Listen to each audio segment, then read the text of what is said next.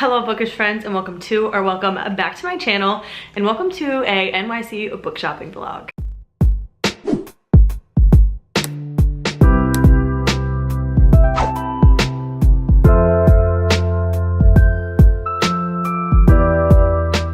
This is actually future Lexi after book shopping popping in, because yesterday I just could physically not film the intro for this. Chris and I are currently in New York City because he has a work conference and I tagged along so I could get some services done in the city. It is actually Valentine's Day, so it's February 14th. Last night I went to the Barnes & Noble in Union Square, which is the biggest Barnes & Noble I think in the entire state. I could be 100% wrong about that, but I know it's one of the biggest Barnes & Nobles there is, and it's 4 floors. And I also went to Strand, which is a new and used bookstore. It is such a big store. It says it has 21 miles worth of books, 21 or something like that. What's their thing? Let me look at the bag. Oh no, 18 miles of books. I went to these 2 stores last year and loved it, and knew once Chris said that he was coming here that I had to come and go to these 2 stores. So we did that last night. I feel like I did really good with restraining myself. At one point I had 4+ books in my cart at Barnes & Noble, and I was like, Lexi, you need to rein it in because you don't need this many books, especially after the Barnes & Noble challenge that Chris and I did back 2 weeks ago at this point. A week ago, I don't even know. So you're probably like, why are you posting another book haul on your channel? And it's because I had to go to these 2 stores, one in New York City. It's kind of like a when in Rome thing, you know? When you're in New York City, you at least have to go to the Barnes & Noble in Union Square, and you have to visit the Strand Bookstore because they're just a must. I guess let's not waste any more time, and let's go back to last night when I did the actual book shopping.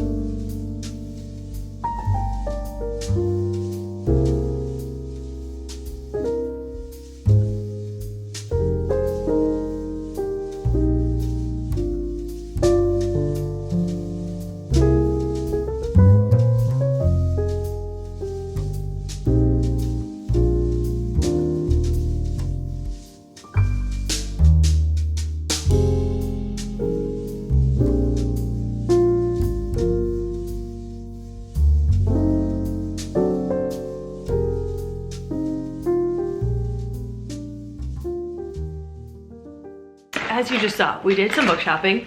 Here are the 2 bags. We are going to quickly go over what I got at each store, starting with Barnes & Noble. The first book I got was like where all the other special editions were, and I don't know if this is necessarily a special edition, but the cover got me. And then I read the synopsis, and then I read reviews on Goodreads, and it got pretty damn close to a 5-star. And that book is The Road of Bones by Demi Winters. This is the Ashen series, book 1. Again, I don't know if this is necessarily a special edition, but it is a beautiful cover. It's really reflective, but like there's no sprayed edges, so why was it with the special edition? This book was $30 freaking. Why was it so expensive? I almost got the second book too, but I was like, no, because what happens if you don't like the first book and don't want to read the second one, and you spent $30 on that one as well? So I don't know, we just grabbed the first one. We made the financially smart decision to only get the first one. This says, in this epic and immersive Viking-inspired romantic fantasy, a woman fleeing a ruthless assassin accidentally joins forces with a group of mercenaries and must use all her cunning to escape with her life and her heart intact. I think I briefly read it. Like, she basically goes on like an adventure that basically tests her survival and her skills, and I think she comes close to death multiple times. And it says, after barely surviving the first stretch of road, a desperate Scylla sneaks into a supply wagon belonging to the notorious Blood Axe crew. To make it to Copa, she must win over Axe Eyes, the brooding leader of the crew, while avoiding the wolf, his distractingly handsome right-hand man. All the while, the queen's ruthless assassin still hunts her. Will she make it to Copa safely, or will she fall prey to the perils of the Road of Bones? I don't know, we shall see. This is a thick book. I think this is like 600 pages. Oh, there's a pronunciation guide. That's usually a dangerous sign. And there's a glossary. Oh, good God. I think you gotta study to read this one. Yes, 539 pages. But I'm pretty sure that this had like 4.44 star rating on Goodreads. Jesus. Yeah, 4.24 stars. And it's got almost 21,000 ratings, which is pretty damn good. We shall see with this one. And then we switch gears completely from that to this book, which is Holding the Reins by Paisley Hope. I mean, look at the difference in covers. One looks dark and scary, and this one's like pretty and girly. This is a book that I have seen all over the bookish world, and I love this cover. It is so cute. Like, look at those little cowgirl boots. Are those not the cutest things ever? And this is a steamy cowboy romance where a woman returns to her family's ranch after a broken engagement and finds herself falling for her brother's best friend. Shut up. We're gonna enter into our cowboy romance era again, which, you know, I'm not mad about. I almost bought the second book of this too because they had it there, and I was like, no girl, we're getting better about that. We're not doing that anymore.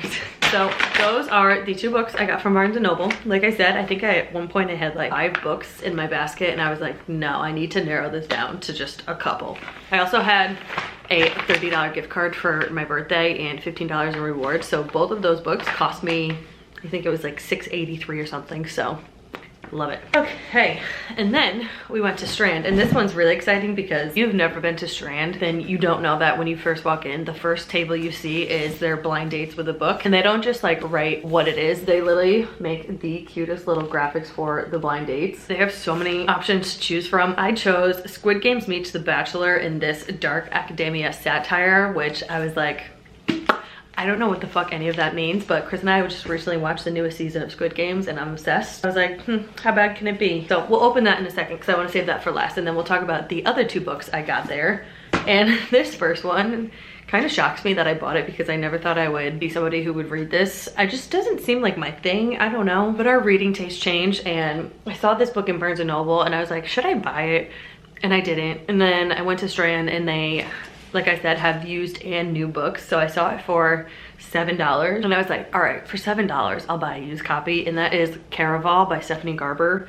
This is book 1 in the, what is the name of the series? It's literally the Caraval series. But I bought this because I read a book, Hide, which took place in like an amusement park, and it was like people just kept dying, and I really enjoyed it. And this is like a similar vibe where it's like a YA thriller mystery. Like, I don't know what genre this is.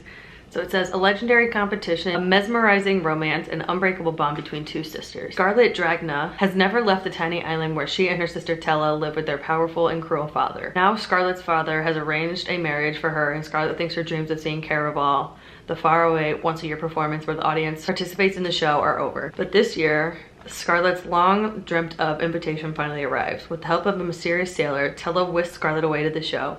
Only as soon as they arrive, Tella is kidnapped by Caraval's mastermind organizer legend. It turns out that this season's Caraval revolves around Tella, and whoever finds her first is the winner.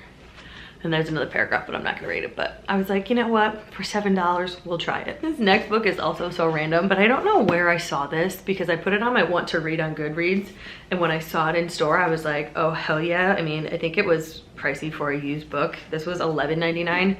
And this book is Serafina by Rachel Hartman. I don't know where I saw this book and why I wanted to read it, but it does sound really good. It has, can one girl unite two worlds? I think this is YA fantasy too, by the way. Serafina is a half-dragon, descended from a dragon mother who took human form, and a father who has no particular fondness for Serafina's kind. Not that anyone else does either. Hers is a world where dragons and humans live and work side by side, but below the surface, tensions and hostilities are on the rise.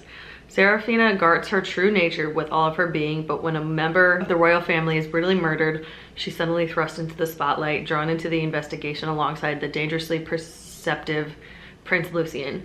As the two uncover a sinister plot to destroy the wavering peace of the kingdom, Serafina's struggle to protect her secrets becomes increasingly difficult, and its discovery could mean her very life. Does that not sound amazing? I don't know where I saw this book and what made me want to read it, but when I saw it there, I was like, oh hell yeah, I'm taking that. And I wish that they had the second book, Shadow Scale, in store. They had her other series, which is Tess of the Road. I was like, you know what? We should start with one book, and if we like the author's writing style, then we can go back and buy her other books. This is the second book I got. I also think I got a sticker, but I don't know where the sticker is. Oh, watch they didn't give it to me. That would be great. And I paid for it. Oh wait, it's right here. I was gonna be pissed. I got this cutesy little sticker for my junk journal. I just thought it was so cute. They had so much like apparel and like things that had to do with the store, but the sweatshirt was $50 and I was like, yeah, no, I'm good. Okay, let's open this. Again, this says Squid Games meets The Bachelor in this dark academic satire. I'm so scared. And I want to save this paper for my junk journal. So we're gonna try to open it carefully. What do we think this is? I had another one picked out and it was like Meet Cutes and Murder, and I'm pretty sure it was Butcher and Blackbird. So I ended up putting it back because I was like, well, one, I've already read that, so I don't need to read it again, and I don't want to buy it. So I ended up going with this one because I was like, Squid Games, like what do I have that could be somewhat similar to Squid Game? They use fucking Gorilla Tape? Oh my fucking lord. There we go, finally. All right, let's open this up. Shut up. Okay, I don't know what this is. It's Their Vicious Games by Joelle Wellington. I feel like I've seen this by like the Maureen Johnson. I feel like I've seen this book before and I'm really excited. At first when I opened it, I thought it was Truly Devious because I literally almost bought that book twice yesterday at both bookstores, but ended up just getting it on my Kindle. Let's see what this says. You must work twice as hard to get half as much. Adina Walker has known this the entire time she's been on scholarship at the prestigious Edgewater Academy, a school for the uber rich and mostly white New England upper class. Why she works so hard to be perfect, above reproach, no matter what she has to force under the surface. Even one slip can cost her everything. And it does. One fight, one moment of lost control leaves Adina blacklisted from her top choice Ivy League college and any other. Her only chance to regain the future she sacrificed everything for is the finish, a high stakes contest sponsored by Edgewater's founding families in which 12 young, ambitious women with exceptional promise are selected to compete in 3 mysterious events: the Ride, the Raid, and the Royal. The winner will be granted entry into the fold of the Remington family, whose wealth and power can open any door. But when she arrives at finish, Adina gets the feeling that something isn't quite right with both the Remingtons and her competition.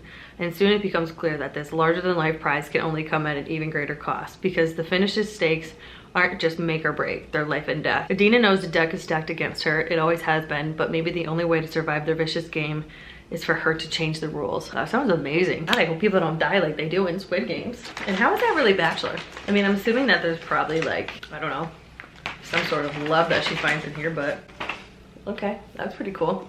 Very excited about this one. It seems like a YA. Okay, I'm excited about this one. This was a good pick. I'm glad I'm putting the other one back because I'm almost positive it was Butcher and Blackbird, but those are the 3 books I got from the Strand. And that is my little haul for this NYC book shopping vlog, I guess we're gonna call it. I love book shopping in New York City. I do want to try to go to McNally Jackson, but it's like a 24-minute walk from where we are. Maybe I can finagle Chris to going. I don't know. Thank you so much for watching. I hope you enjoyed. Let me know your favorite bookstore in New York City if you've ever been, or a bookstore that you want to go to in New York City. Make sure you are subscribed to my channel and hit that notification bell so you're notified every time I upload a video, and I will see you in my next one. Bye.